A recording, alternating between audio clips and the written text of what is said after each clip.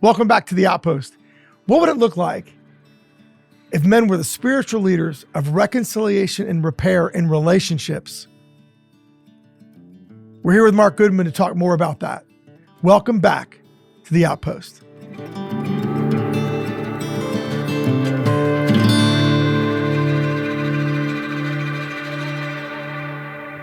So right off the top, I want to get at what is reconciliation and how is it different than forgiveness? Yeah, it's we mentioned in previous, if you haven't seen it, come back and see the previous episodes on this, that forgiveness only takes one side, reconciliation requires two sides. That it is a repairing of the relationship that includes forgiveness. One side is a change and adapt in exchange for forgiveness, and then to come together.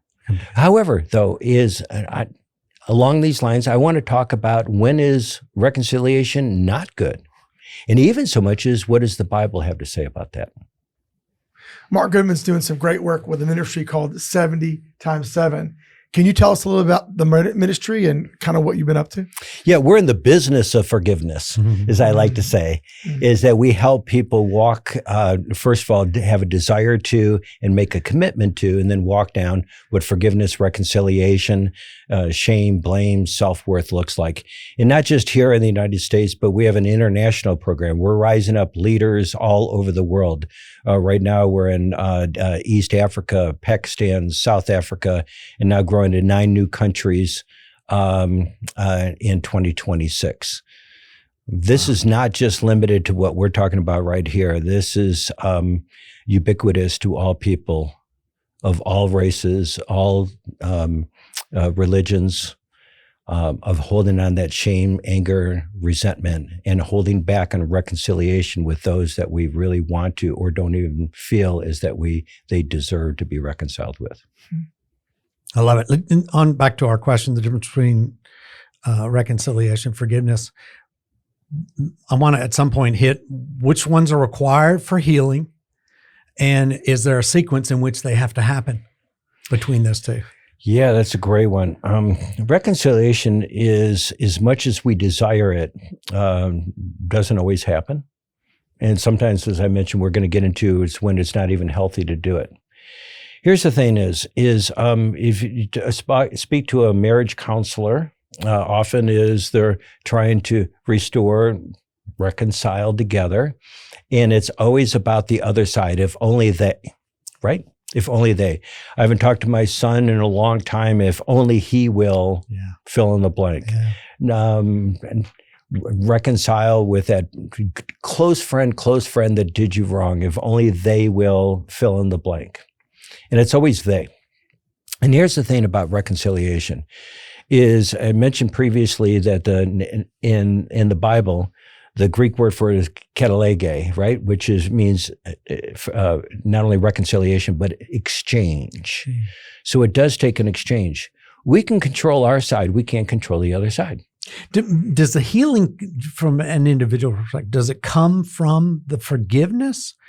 Like, is reconciliation required to be healed? Because you're going to say there are times when reconciliation doesn't make sense. That's correct. So it's not required, or it's a different level of healing, or? Yeah, it's a different level of healing. So let's just take the part where it is right and we want to reconcile, right? And so what happens is we can only do our part. We can't control the other part, and that can be very difficult. But if we can model as believers in Christ, if we can model what that looks like and saying, I am not going to be overly judgmental. I think of it this way. I'm not a civil engineer, but I do know that if you have two mountains that are far apart and you're trying to build a bridge in between them, the closer you move those mountains together, the easier it is to build the bridge. Yeah. Am I right? Right on. Okay. And most time when they build a bridge, they build it from this side and they build it that side, and they come together and put that last little piece together there, and you have your bridge. No, what we want to do is we want to sit there and not move our mountain. We want them to build their side and come over and build that bridge, and if only they will. And then when they get the bridge over to my side, we're good. Does that sound familiar? Okay, so sometimes it's a matter of that difference between the two is what I like to call the injustice gap. There's been an injustice that happened. Remember back before, is with every injustice, there's a need for a coping mechanism, revenge, anger, forgiveness. It's done good and bad. And if you can reduce that injustice gap, so even if they did wrong, maybe just saying, I'm sorry for my part in that. I handled it incorrectly. Not, I forgive you, right? Oh yeah, it's just rubbing it the wrong way. You were wrong, so I'm letting you forgive. Dear God, how does that feel? No, I'm sorry. I didn't handle that. I handled that completely wrong. Son, and my relationship is more important than being right. I love you, and I am sorry. Wow. I don't think I've ever heard anybody say that. How powerful would that be? And all what I'm doing in that process, I'm not trying to change him. What I'm doing is I'm reducing the injustice gap, and at the same time, I'm building a bridge on my side. Yeah. Well, you're also making a profound statement of the value that person has to you. Absolutely. Oh my gosh. And so the trick in reconciliation is to reduce the injustice gap on whatever your part of it, and even the perceived part from the other side that you were wrong. I am sorry. I don't have to, you want to get in details that I was wrong and I did this. I'm sorry. I'm not going to go there. I'm sorry. I really am. I love you. Can you, the powerful story of you and your father, like give us like milestones, like how did that progress and what were the big things that happened? Sure. After being so abusive, for those who haven't quite, my dad growing up not only was emotionally abusive, physically abusive, but sexually abusive to his own boys, right?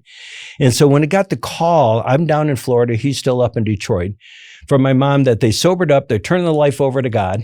Is this your mom? Yeah. So the same person that was there this whole thing, she knew all this was going on? And she didn't know about the sexual abuse. That we'll cover that another time. Okay.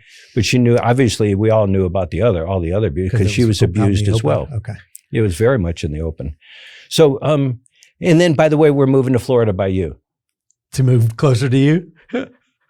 So I immediately, at that point, and so in my book, Forgiving a Good Man, where I journal all of this, that process into it, I'd already forgiven him, but I was still holding on to my own anger, shame, resentment. And so I embraced it. So I started taking him to AA meetings. I probably went to 100 AA meetings with him. I don't know how many that we went to, but it was a lot.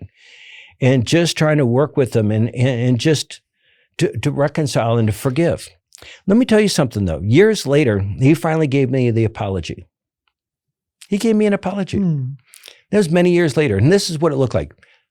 We're watching TV, and a commercial comes on. He turns on the mute button, and he turns to me and said, Mark, if there's anything that I did bad when you were a child, I just want to say I'm sorry. Wow. Now, ain't that the whippiest apology you've ever seen? Back to that, I owe you 80 grand, here's 12 It's better bucks. than nothing. It's not a lot better than nothing. Right? You know what my answer was? Dad, I forgave you a long time ago. Turn the volume back up.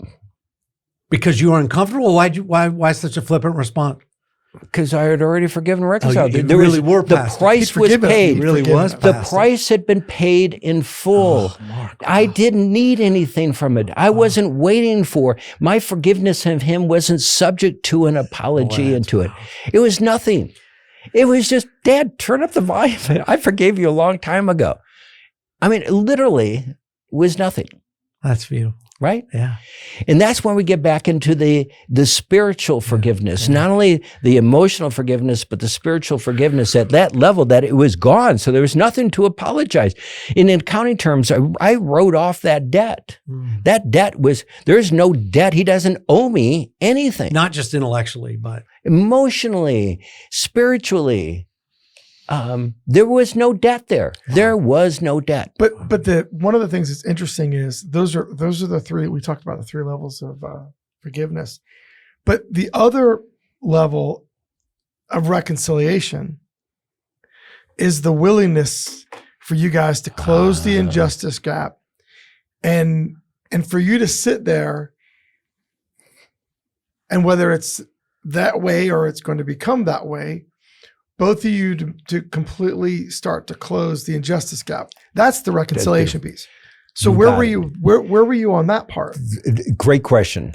So remember now, before he sobered up, turned his life over to the Lord, I had forgiven him, right? Still messed up issues there, but I had forgiven him. Right. Right? It takes an exchange. Reconciliation requires exchange. Forgiveness not. There was an exchange. He completely changed his life. I swear to you guys, if he were sitting right now still alive and you were to meet and spend time with him, there is no way that guy matches your story, Mark. There's no way. Wow. Okay. It's just unbelievable. Right? One of the most godly men. God did his work. Shortly before he passed away, he said, we were laughing about it. He said, Dad, you're a prayer warrior. Do you know in the next 48 hours, you could be sitting next to Jesus? Oh, that's funny. We're laughing. It's like, you get to go to Disney's World. It sucks for me. I'm stuck. I got more work to do. And we're just having a great time. Wow. And when he met you at the store, it's like, Scott, Tim, I'll pray for you. And so he had all these pieces of paper with all these names. God knows how many Pauls and Johns there were. I said, Dad, let's rewrite this prayer list. I only want my name on top, which I did. I said, you're going to hand deliver this. In the next 40 hours, you're going to be sitting next to Jesus. I want you to hand deliver it. And so we just sat there and rewrote the list. Right? And that's we're talking about the power of reconciliation. Let's talk about now reconciling with Christ. I'm telling you, if you look at this, and if you look at this text under different eyes, that I'm not exchanging I'm my life to God in exchange for forgiveness. If you will look at it as reconciliation with Jesus, with the Lord, right? Dear Lord, I am sorry. I'm changing my life. Well, I love you and I want relationship too. I completely change, and will you forgive me? The forgiveness is part of it. I will forgive you. This is the model of reconciliation. Forgiveness is part of it. Yeah. And reconciliation is beautiful, but it's out of your control. And the best way to do it is to start off with just reducing your part of it. Think about building your side of the bridge. And if they see that and feel that well enough, it may take time, but you can build that bridge. Two things pop out at me. One is how years of abuse and pain were almost removed in an instant. And it wasn't an instant. It was probably, he had his own journey. But if you think about all of the early part of your story, and then Dad made a change and surrendered, gave his life to Christ. And in an instant, what you found in him and what he found in you was radically different. Not a little bit different, but radically different. To me, that is powerful. I mean, it gives me hope. It gives me hope for knowing that reconciliation is possible. And I'm thinking for, people that I know that are watching this and have their own need to reconcile with kids or with wives. And to me, I hope it fills them with hope that in an instant, and maybe on his timeline, God can do anything. Mm-hmm. Absolutely. But One decision. Scott, I'm sorry, I'm going to have to change something that you said there. Sure. I wish it were in an instant. It took time. That's right. Yeah. Yeah. There was a journey. There was no instant there. There was journey. And here's another thing. He hurt me. Not only hurt me, but all that were around me that he hurt, which in turn hurt me, right? I would love to have my brother Bob back, right? We were so close, and see and experience that, and to see how his daughter, now my daughter, after adopting her, and how well she's doing. I would love that. So it wasn't an instant. But let me tell you something. He hurt us. And part of reconciliation, right? Somebody's really hurt you. And let's talk about trust. So do you think I trusted him right off the bat, instant? Had to be earned. No. It took a while. Mm-hmm. It took a while. And remember, we wrote off the debt. So think of it almost like accounting terms. If you owe me a lot of money and you file bankruptcy, right? We write off that debt. You don't owe me another thing, right? Mm-hmm. You come to me for credit. How well do you think how fast? What's your FICO score? Yeah. Right? It's 200. Now, it may take 7 years, may take a while, it's going to build up. So I call it a relational credit score. A relational credit score, right? Mm-hmm. So that somebody has really hurt you. You can reconcile, write that debt off. It's fantastic. That doesn't mean tomorrow that you trust him. It's going to take time. It's a journey. And that relational credit score is going to be 200, 300, 400, 500. And next thing you know, you're at an 800 relation credit score, right? And I can open up completely. So it does take that reconciliation. It's not like all of a sudden it happens. It takes time. It takes work, but we have to do our part, and it's up to them and it's up to the Lord for the outcome, but it's still our part You still have to do something. The other thing they brought up to me was that the reason I'm married is not because of me. You're still married. Still married. Yeah. The reason I'm still married is because You got married. Monica built a reconciliation bridge Oh, and laid out the bricks and did all the work and extended across the muddy waters and did her part. did you feel it? I felt it, but she did it and waited on me to build Before my he piece. felt it, yeah. Before I felt it. Yeah. And she said, I'm doing this. I'm expecting nothing in return, but I'm going to be obedient to him and I'm going to build my bridge of reconciliation and I'm going to wait and I'm going to trust and I'm going to hope that God's going to do his work. 37 years later, 34 years married, that would have never happened had she not said, I'm going to build the reconciliation bridge. I'm going to do it on my own steam. I'm going to expect nothing in return. And because I'm going to be obedient to him. That's beautiful. And I want everybody that's listening to this, first of all, is the vulnerability and your willingness to fess up on that, right? It's the truth. It's the truth. It's the truth. He's authentic. But you're not wearing a mask, and you got it all together, and you've had it all together. Come and on, man. First of all, I just got to call it out for what it is. I It's love true. that about That you, is true. right? Yeah. Not the first time, won't be last time that you are vulnerable. Right. It's an expectation at this point. Anyways, for her part, didn't she just model that out? Is remove the injustice gap, do her part into it, and eventually, there's no guarantee. You could have taken it a different way. There's no guarantee on the reconciliation, but she did our part. And so when you were on the receiving side of that, when we're on the other side of it, we're trying to do that. It can be frustrating. It can take time. I've shown them how much I'm doing all my part. And I got nothing back. I've got nothing back. But that's what God calls us to do, is to do our part. We can't control the other side. This is the bridge to Avignon. I looked that up, by the way, when you shared that. Yeah, exactly. Yeah. They stopped the bridge. The other kingdom didn't want to play. They didn't want to play. And it does look like that sometimes. And then we got to, but the beautiful part is, even if it doesn't get built, it feels really, really good to do my part, right? It's just like when I forgive somebody, I don't carry it around. It feels really, really good. I don't have to carry that around anymore. Mark, why aren't you angry about that? Like, well, because I chose not to, because I don't need to be. And I think about, I can only speak as the person who saw the bridge being built, saw the obedience, saw the unconditional love, saw the patience, none of which I deserved. Total mercy. And I was the recipient of that. And I think to myself, for the man that's sitting out there who says, I think I'm going to have to be the person that makes the first move to build the bridge. I think I'm going to have to be the first person that lays out the tracks on the bridge and keeps building in obedience, trusting that my Heavenly Father is going to take care of me. I'm going to delight him by my obedience, and trusting that God's going to change me and do whatever it takes on his timeline with her, or vice versa. But that to me is also, as you said earlier, and through my tawdry example here, this is hope. It's hope. This is hope. Yeah. This is, what do I do next? I'm not stuck. There's something I can do. There's something we can do. There's something she can do. Sorry, I got to jump on that. It's something we can do. So many people feel hopeless, that they're in the passenger seat of life, that I'm a victim. I have no control over this, right? We do our part and let God take care of the rest, but we got to do our part. And you are not hopeless. It's not helpless. It is the ability, but you've got to do your part in order to build your side of the bridge. It doesn't guarantee the outcome. That's up to them. It's up to the Lord. Yeah, I want to. But it feels good. I want to It build feels on really that. good when I do it. Because I hope the guy that's out there hearing this is going, well, I'll wait for Monica to build the bridge.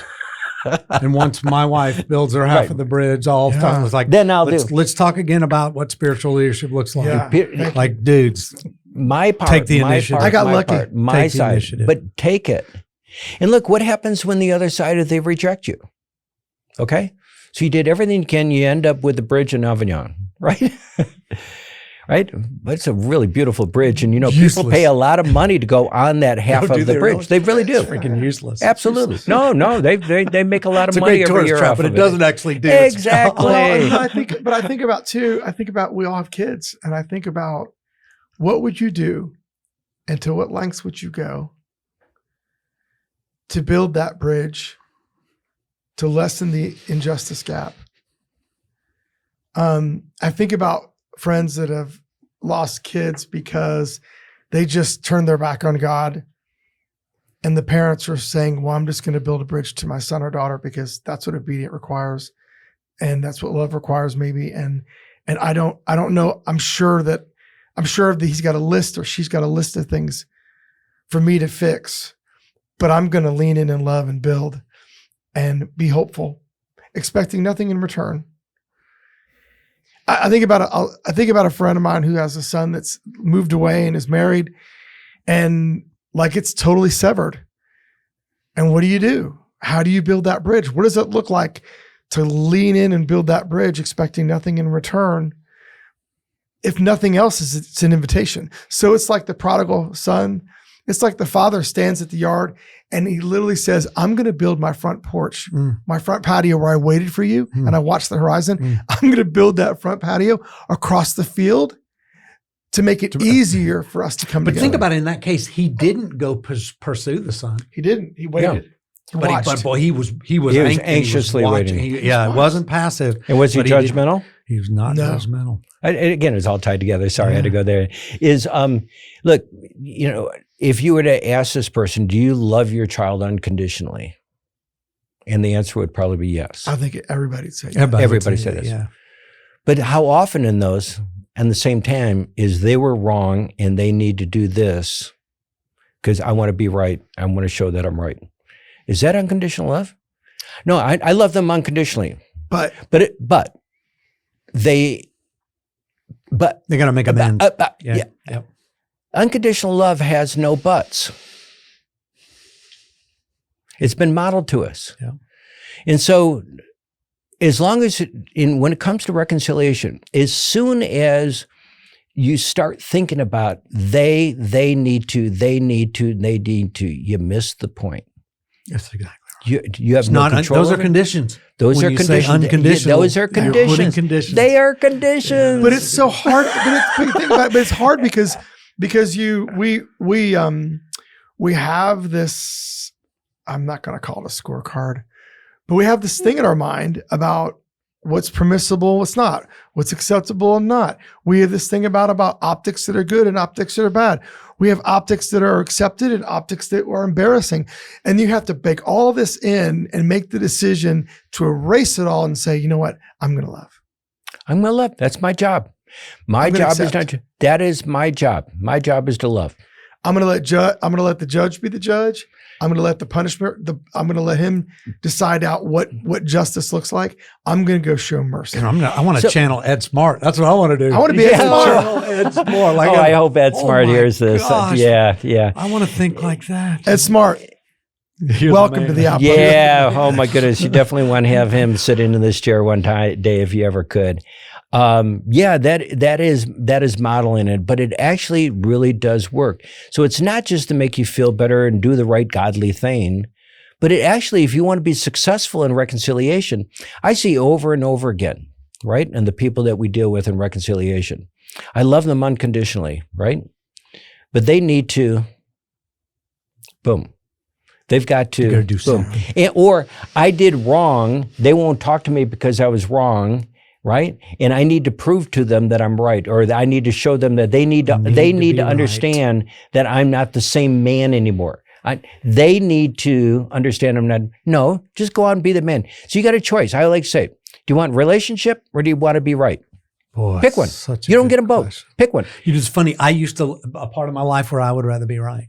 Oh, me too. A lot of men. It's a nightmare. We are wired that way. And as long as you understand we are wired that way, and not only is it not biblically correct, but it holds us back from doing the very same that we wanted to. We want relationship with our son, and I got to prove that I'm right. And that's the separation, the whole separation. And experience freedom and joy. And experience freedom and joy. So you have to go counterintuitive to what our internal clock is telling us that we got to be. This is the Adam in us, right? Yeah. But I lead approaches. Okay, so what if they turn us down?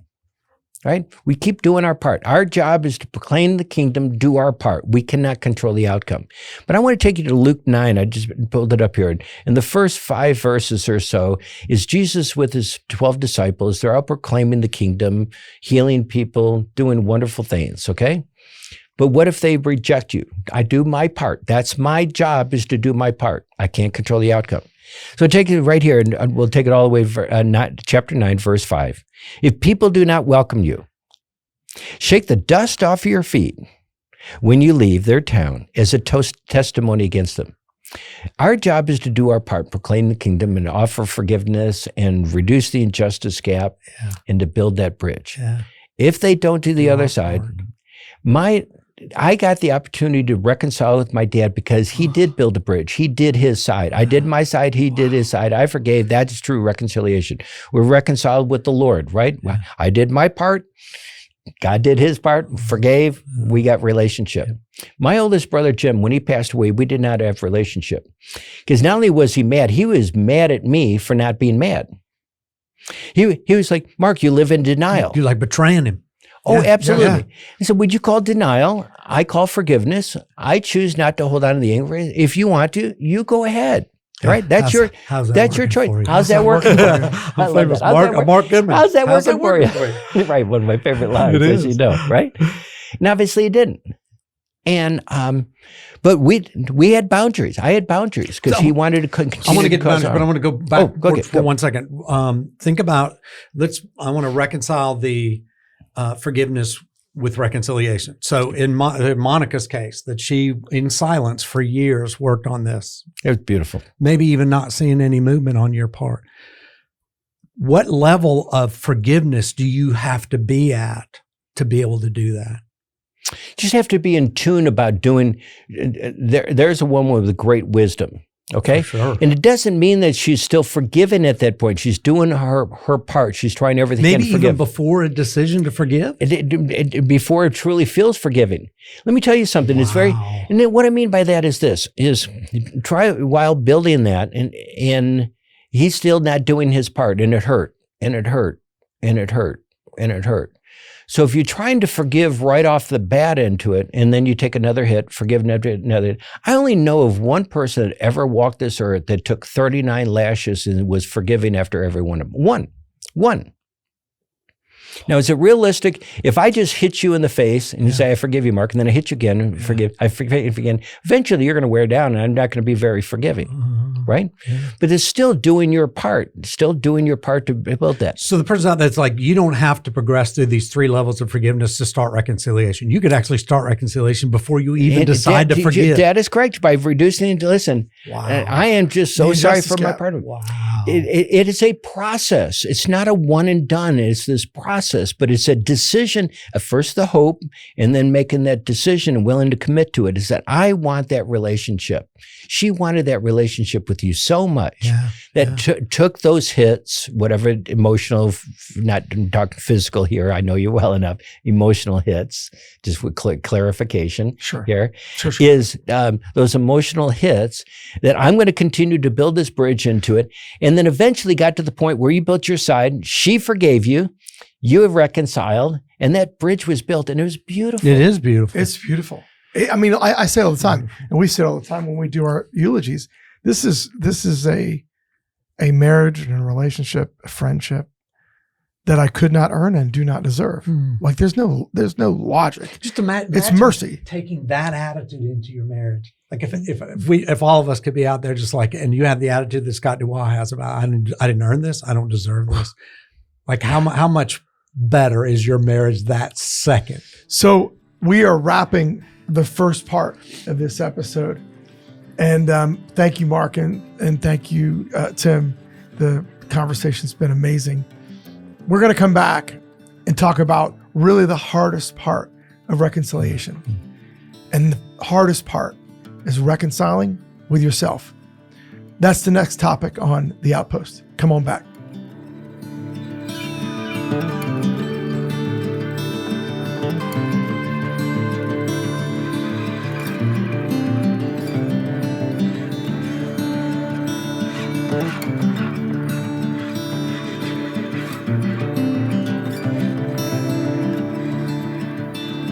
Bye.